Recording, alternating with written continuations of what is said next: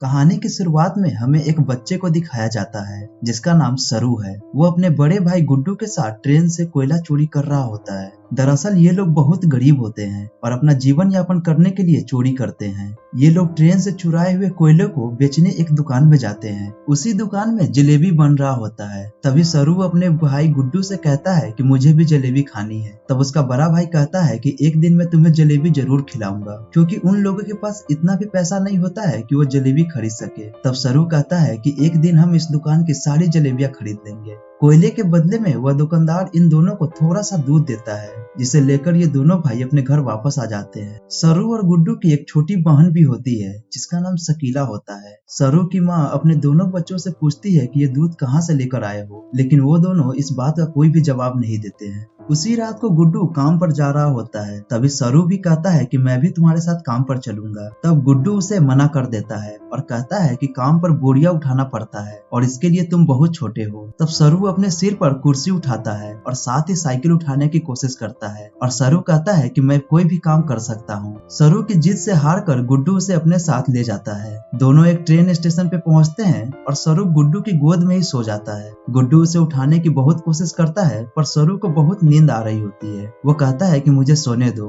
तब गुड्डू उसे वहीं एक बेंच पे सुला देता है और कहता है कि मैं कल सुबह वापस आ जाऊंगा, तुम यहीं पे रहना। और गुड्डू काम पर जाने लगता है। तब सरू अपने भाई से कहता है कि जब तुम वापस लौटना तो मेरे लिए जलेबी लेते आना। तब गुड्डू कहता है कि ठीक है। आधी रात को सरू का नींद अचानक से खुल जाता है और वो स्टेशन पे बिल्कुल अकेला होता है। सरू अपने भाई को ढूंढते हुए एक ट्रेन में जाकर बैठ जाता है और कुछ देर बाद उसे ट्रेन में ही नींद आ जाती है। जब अगली सुबह उसका नींद खुलता है तो वो ट्रेन चल रहा होता है। सरू काफी घबरा जाता है और ट्रेन में इधर उधर भागने लगता है। वो अपने भाई को आवाज भी देता है और साथ ही ट्रेन का दरवाजा खोलने की बहुत कोशिश करता है, लेकिन दरवाजा पूरी तरह से लॉक्ड होता है, जिसकी वजह से ट्रेन के कई जगह रुकने के बाद भी सरू बाहर नहीं निकल पाता है। ट्रेन पूरी तरह से खाली होता है और भूख और प्यास के कारण सरू ट्रेन में ही सो जाता है। 2 दिन बाद वह ट्रेन कलकत्ता वेस्ट बंगाल पहुंचता है, सरू के घर से 1600 किलोमीटर दूर। सरू जब स्टेशन पे उतरता है तो वहाँ काफी भीड़ होती है। वह टिकट काउंटर पर जाकर कहता है कि मुझे अपने घर वापस जाना है, पर उसकी बात कोई समझ नहीं पाता है क्योंकि वहाँ पे सभी लोग बंगाली बोल रहे होते हैं। सरू स्टेशन के सबवे में अपने जैसे कुछ बच्चों के पास जाकर सो जाता है जिनके पास कुछ भी नहीं होता है। तभी आधी रात में वहाँ पे कुछ लोग आ जाते हैं जो उन बच्चों को जबरदस्ती पकड़ कर ले जा रहे होते हैं, लेकिन सरू किसी तरह से वहाँ से भाग जाता है और सरू एक बार फिर से इस शहर में अकेला हो जाता है। सरू को बहुत भूख लगा होता है। तभी उसे एक देवी माँ की मूर्ति दिखाई देती है। वो देवी माँ को प्रणाम करके उनके चरणों में रखे प्रसाद को खाता है। अगली सुबह सरू रेलवे ट्रैक पे चल रहा होता है। तभी उसके पास एक औरत आती है जिसका नाम नूर होता है। नूर सरू से उसके घर के बारे में पूछती है। तब सरू बताता है कि उसके गांव का नाम गणेश तल्ले है। यह मध्य प्रदेश में इतना छोटा सा गांव होता है कि इसके बारे में किसी को कुछ भी पता नहीं होता है। नूर सरू को अपने घर पे ले जाती है और उसे खाना खिलाती है और नहलाती है। नूर सरू से कहती है कि कल सुबह रामा नाम का एक आदमी आएगा जो तुम्हारी फैमिली से तुम्हें मिलवा देगा। अगली सुबह रामा आता है और वह सरू की पूरी बॉडी को चेक करता है और नूर को धीरे से कहता है कि उन्हें ऐसे ही लड़के की तलाश थी। दरअसल ये दोनों सरू को सेक्सुअल सेलेब्रिटी में बेचना चाहते थे। सरू को इन दोनों पे शक हो जाता है और अगले दिन मौका पाकर सरू यहाँ से भाग जाता है। सरू अपना समय हावड़ा ब्रिज के पास गुजारने लगता है। उसे हमेशा अपने भाई और माँ के सपने आते थे। वो याद करता है कि कैसे उसकी माँ पत्थर तोड़ा करती थी और कैसे वो अपनी माँ की मदद करता था। सरू अपने भाई और माँ से बहुत प्यार करता है। सरू को यहाँ पे 2 महीने गुजर जाते हैं। सरू को कचरे में से एक चम्मच मिलता है और सरू उसे अपने पास रख लेता है। एक दिन जब सरू कैफे के बाहर बैठा होता है तो कैफे के अंदर एक लड़का चम्मच से सूप पी रहा होता है। सरू उस लड़के की नकल कर रहा होता है और वो लड़का खुश होकर सरू के पास आता है और सरू को कुछ खाने के लिए देता है। वो लड़का सरू को पुलिस के पास लेकर जाता है और वो लड़का बोलता है कि इस लड़के को बंगाली नहीं आती है और यह हिंदी भाषा बोलता है। जब पुलिस सरू से उसके गांव के बारे में पूछता है तो उसका नाम गणेश तल्ले बताता है, पर इस गांव के बारे में किसी को कुछ भी पता नहीं होता है क्योंकि ये मध्य प्रदेश में बहुत ही छोटा गांव होता है।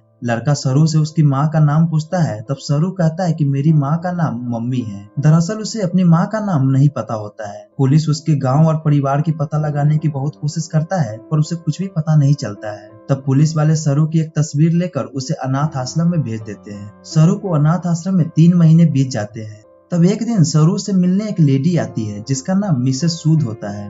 वह सरू को बताती है कि पिछले 3 महीने से हम तुम्हारी फैमिली को ढूंढने की कोशिश कर रहे हैं पर कुछ भी पता नहीं चला। हमने न्यूज़पेपर में तुम्हारा इश्तिहार भी दिया जिसे हर दिन 1.5 करोड़ लोग पढ़ते हैं पर इसका भी कुछ फायदा नहीं हुआ। सरू कहता है कि मेरा घर यहाँ से बहुत दूर है और मुझे गुड्डू और मम्मी के पास जाना है। तब मिसेस सूद कहती है कि अब इंतजार करने का कोई फायदा नहीं है। एक ऑस्ट्रेलियन कपल है जो तुम्हें अडॉप्ट करना चाहते हैं और वो लोग काफी अच्छे हैं और तुम उन सभी के साथ खुश रहोगे। और मिसेस सूद बताती है कि तुम्हें तस्मानिया जाना होगा जो ऑस्ट्रेलिया में स्थित है। मिसेस सूद सरू को अपने घर लेकर जाती है जहाँ कुछ और भी बच्चे होते हैं। मिसेस सूद सभी बच्चों को इंग्लिश के वर्ड और टेबल मैनर सिखाती है और अगले दिन सरू को ऑस्ट्रेलिया भेज दिया जाता है जहाँ पे मिस्टर जॉन और उनकी वाइफ सू जिन्होंने सरू को अडॉप्ट किया होता है वो सरू को देखकर काफी खुश होते हैं। सरू को वो अपने घर लेकर आते हैं। सरू जब इस घर को देखता है तो वो काफी हैरान होता है क्योंकि वह आज से पहले कभी भी इतना बड़ा घर नहीं देखा होता है। सरू काफी गुमसुम होता है क्योंकि उसके लिए यह फैमिली और यह शहर बिल्कुल अनजान होता है। सरू के पास उसकी मॉम सू आती है जिसने सरू को अडॉप्ट किया होता है। वह सरू से कहती है कि तुम्हारे लिए यह आसान नहीं है पर एक दिन सब कुछ अच्छा हो जाएगा। सरू धीरे धीरे इनकी भाषा, रहन सहन सब कुछ सीखने लगता है और बहुत जल्द वो इनके साथ कंफर्टेबल हो जाता है। मिस्टर जॉन और सू सरू को अपने बेटे की तरह प्यार करते हैं और उसे किसी भी चीज की कमी नहीं होने देते हैं। 2 साल बाद मिस्टर जॉन और सू एक और बच्चे को अडॉप्ट करते हैं जिसका नाम मंतोष होता है। मंतोष मानसिक बीमारी से जूझ रहा होता है और वो इनके साथ एडजस्ट नहीं हो पाता है। वो अपने आप को नुकसान पहुंचाने लगता है और मिस्टर जॉन और उनकी वाइफ इस बच्चे को कंट्रोल करने की कोशिश करते हैं क्योंकि वो मंतोष की मदद करना चाहते हैं। उसी रात को सू रो रही होती है तभी उनके पास सरू जाता है और उनका आंसू पोंछता है और सू के गले लग जाता है। दरअसल सरू अब सू को मां मान चुका होता है। धीरे धीरे 20 साल बीत जाते हैं और सरू अब बड़ा हो चुका है। मिस्टर जॉन और उनकी वाइफ सू को सरू पे गर्व होता है। सरू अब होटल मैनेजमेंट की पढ़ाई करने के लिए मेलबर्न जा रहा होता है। सरू अपने उस भाई से भी मिलता है जिसे मिस्टर जॉन और सू ने सरू के बाद अडॉप्ट किया था। मंतोष का व्यवहार अच्छा नहीं होता है और उसे नशे की लत होता है। सरू और मंतोष एक दूसरे को पसंद नहीं करते थे। सरू मेलबर्न आ जाता है।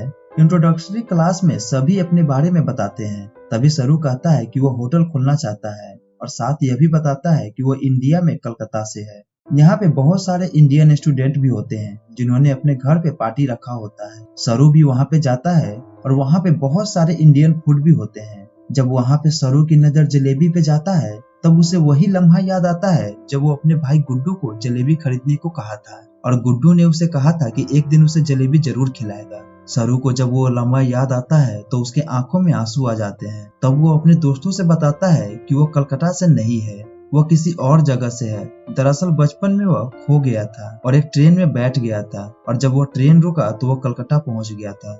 यहाँ पर एक लड़का उसे पूछता है कि तुम ट्रेन में कितने दिन तक थे? तब सरू कहता है कि 2 या 3 दिन तक। वो लड़का सरू से उसके गांव का नाम पूछता है। तब सरू अपना गांव का नाम गणेश तल्य बताता है, लेकिन सरू को यह भी पता नहीं होता है कि वो अपने गांव का नाम सही से प्रोनाउंस कर रहा है या नहीं, क्योंकि सरू को अब हिंदी बोलना नहीं आता है और सरू अब सिर्फ अंग्रेजी बोलना ही जानता है। वो लड़का कहता है कि कलकत्ता के हावड़ा ब्रिज से जहाँ तुम ट्रेन से पहुंचे थे, अगर वहाँ से हम टाइम और ट्रेन की स्पीड को कैलकुलेट करें और वापस जाए तो हम तुम्हारे गांव के आसपास के जगह पे पहुंच सकते हैं। यहाँ पर एक लड़की उसे गूगल अर्थ के बारे में बताती है और कहती है गूगल अर्थ के सहारे तुम दुनिया की किसी भी जगह को ढूंढ सकते हो, लेकिन सरू इसके बारे में और बात करने से मना कर देता है। इसके बाद सरू पार्टी से निकल जाता है। सरू के साथ एक लड़की भी होती है जिसका नाम लूसी होता है। ये दोनों एक दूसरे को पसंद करने लगे थे। उसी रात को ये दोनों काफी क्लोज आ जाते हैं। अगली सुबह जब सरू उठता है तो उसे अपनी फैमिली की याद आने लगती है। उसे एहसास होता है कि उसके खो जाने के बाद उसकी फैमिली कितना परेशान हुए होंगे। इसलिए वह गूगल अर्थ की सहायता से साथ ही स्टेशन से जो घर की दूरी होती है उसे कैलकुलेट करके हर तरह से वह अपने गांव कनेस्तल्य को ढूंढने लगता है, लेकिन उसे कुछ भी पता नहीं चलता है। धीरे धीरे 3 साल बीत जाते हैं। लूसी और सरू का रिश्ता और भी गहरा हो जाता है। सरू आज भी अपने परिवार को हमेशा याद करके परेशान होता है। उसे हमेशा अपना भाई गुड्डू दिखाई देता है जो उसे कहता है कि तुम्हें घर चले जाना चाहिए। सरू अपनी फैमिली को ढूंढने में इतना खो जाता है कि वो धीरे धीरे लूसी से अलग हो जाता है। कई महीने बाद जब एक दिन सरू लूसी को एस्केलेटर पे देखता है तो वो उससे बातें करता है। वो लूसी से कहता है कि वो उसे बहुत मिस करता है। उसके बाद वो दोनों इंटीमेट होते हैं। तब लूसी सरू से कहती है कि तुम्हें अपनी मॉम के पास जाना चाहिए, उन्हें तुम्हारी जरूरत है। सरू अपनी मॉम के पास जाता है। दरअसल सू की तबीयत खराब होती है। सरू को हमेशा से यह लगता था कि उसकी मॉम ने उसे इसीलिए अडॉप्ट किया था क्योंकि वो माँ नहीं बन सकती थी, पर सू बताती है कि वो माँ बन सकती थी, पर मैंने और तुम्हारे डैड जॉन ने डिसाइड किया था कि हम 2 बच्चों को अडॉप्ट करेंगे, क्योंकि इस दुनिया में बहुत सारे ऐसे बच्चे हैं जिन्हें माँ बाप और परिवार की जरूरत है। सू सरू से कहती है कि तुम मुझसे बात नहीं करते हो, मुझे तुम्हारी जरूरत है। सरू को यहाँ पे एहसास होता है कि उसे अपनी मॉम का साथ देना चाहिए। साथ ही वो अपने भाई और माँ को भी ढूंढना चाहता है, इसलिए वो फिर से गूगल अर्थ पे अपना गांव ढूंढने लगता है। जब वो पिन किए गए हिस्सों को जूम करके देखता है तो उसे वह जगह दिख जाता है जहाँ उसकी माँ पत्थर तोड़ा करती थी। उसके बाद वो आसपास के सभी जगह को और अच्छे से चेक करता है तो उसे वही स्टेशन दिखता है जहाँ वो अपने भाई से बिछड़ गया था। साथ ही उसे वो पानी की टंकी भी दिखता है जो उसके घर के आसपास में ही था। फिर उसे अपना गांव गणेशतल्य मिल जाता है और उसे पता चल जाता है कि उसका गांव मध्य प्रदेश के खांडवा डिस्ट्रिक्ट में है। सरू यह बात लूसी और अपनी मॉम को बताता है। सू बहुत खुश होती है क्योंकि वह और उसके डैड जॉन यह चाहते थे कि वो इंडिया जाकर अपने फैमिली से मिले।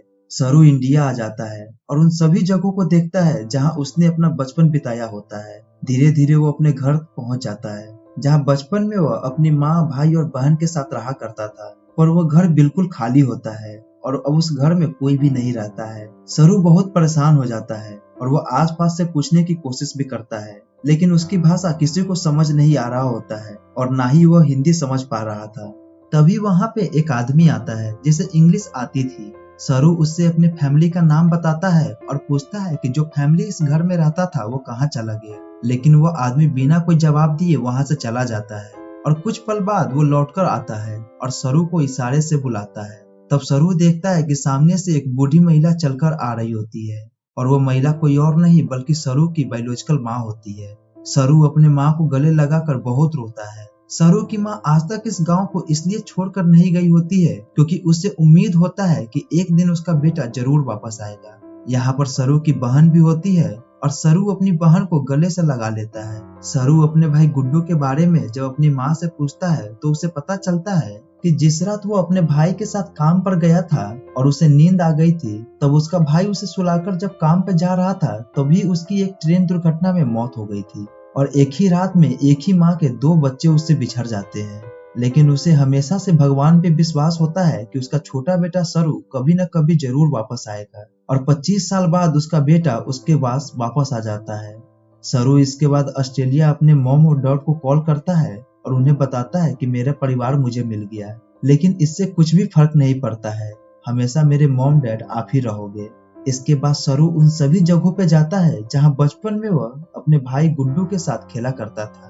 यहाँ पे उसे अपना भाई की छवि दिखाई देती है जो उसे अपने साथ साथ चलने को कहता है और यहाँ उसे पता चलता है कि उसका नाम सरू नहीं शेरू होता है, जिसका मतलब होता है लायन। इन क्रेडिट में हमें कुछ रियल फुटेज दिखाए जाते हैं जिसमें सरू के माँ बाप जिन्होंने सरू को अडॉप्ट किया था वो सरू के गांव आते हैं और सरू के माँ को गले से लगा लेते हैं। तो यह थी सरू के जीवन की असली कहानी। एक सर्वे के अनुसार इंडिया में हर साल 80,000 बच्चे गुमशुदा होते हैं, लेकिन उनमें से शायद किसी एक की ही किस्मत सरू के जैसी होती है। मिस्टर जॉन और उनकी वाइफ सू ने जो मानवता की मिसाल पेश की है ये सभी के लिए एक सीख है। वो बच्चा पैदा कर सकते थे लेकिन उन्होंने ऐसे बच्चों को अपनाने के बारे में सोचा जिनका कोई नहीं है। धन्य है वो लोग जो ऐसा सोचते हैं। अगर संसार में सभी लोग ऐसा सोचने लगे तो कोई भी बच्चा अनाथ आश्रम या सड़कों पे दिखाई नहीं देगा। ये मूवी